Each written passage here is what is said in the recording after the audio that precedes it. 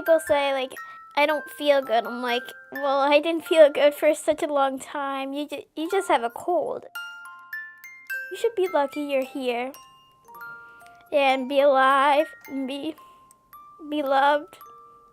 Because I always thought that I was going to die, leave my family.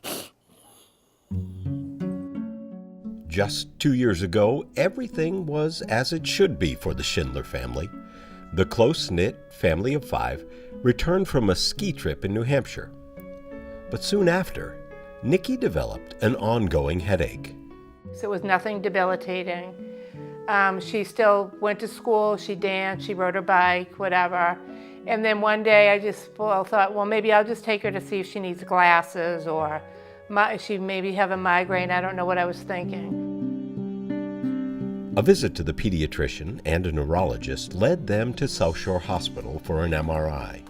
For Jerry and Maureen, a longtime nurse at the hospital, the procedure seemed routine. I wasn't concerned. Maureen wasn't concerned. If Maureen's concerned, I'm concerned. But she didn't have that fear, that concern in her voice. I went in with Nicole. They put her through the MRI, and like, I don't know, about halfway through they said, we need to put an IV in. And just being in the medical profession, I knew that they had seen something.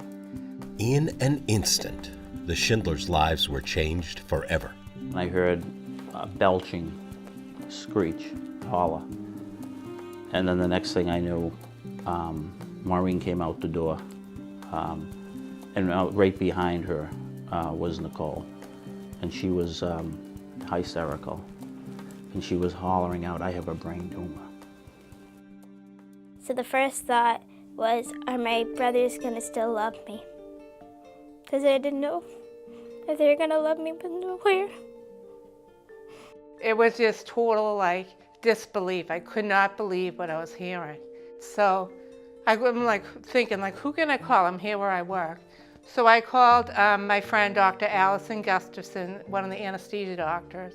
I couldn't breathe. I couldn't breathe, and I said, where are you now? And I will be right down. So it was devastating. I started crying and said, we're gonna do it together and we'll help you any way we can. It was like a train. It was like one after another. I mean, they all came down, the doctors, the bosses, the nurses, I mean, everybody. Maureen and I are strong, but it was the first time in our lives together that we realized this is bigger than we are. And we needed the help. And the caregivers were there to help us. And they did help. That day, and for the next year, as Nikki received treatment in Boston, Maureen's colleagues at South Shore Hospital banded together to help the Schindlers. There were many of Maureen's peers that would come to our back door to offer help, taking care of the boys, setting up a meal at the house, giving us rides back and forth to Boston. For nearly a year, I did not miss a paycheck due to my coworkers' kindness, and they all donated vacation time. We wouldn't be here today, Nikki wouldn't be here today without the angels on earth, I call them. Well, I don't think of myself as an angel, but you know what, there are a lot out there. They're a great family. Anyone would have done anything for them. A family grateful for the kindness and generosity of colleagues and friends who were instrumental in helping Nikki's fight for life. Over the past couple of years, there were many people that have stepped up and helped us because they wanted to be there to help us. We didn't have time to stop and say thank you. So this